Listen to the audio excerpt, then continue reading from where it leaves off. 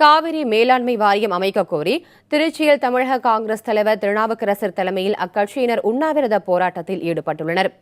திருச்சி அண்ணாநகர் உழவர் சந்தையில் நடைபெறும் போராட்டத்தில் திருநாவுக்கரசர், ப. சிதம்பரம், கே.வி. தங்கபாலு, காங்கிரஸ் மாவட்ட தலைவர்கள், விவசாய பிரிவு நிர்வாகிகள் உட்பட காங்கிரஸ் கட்சியினர் பங்கேற்றுள்ளனர்.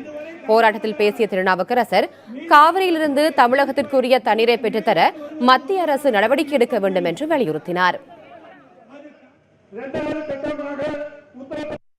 உச்சநீதிமன்றத்தை மதிப்பை அவருடைய தீர்ப்பை மதிக்க வேண்டிய மத்திய அரசும் முதலிலே வழக்கறிஞரின் மூலமாக நீதிமன்றத்தில் காவிரி நதியின் மேலாண்மை வாரியம் அமைப்போம் என்று சொல்லிக் கொண்டிருந்த, கால அவகாசம் வாங்கிக் கொண்டிருந்த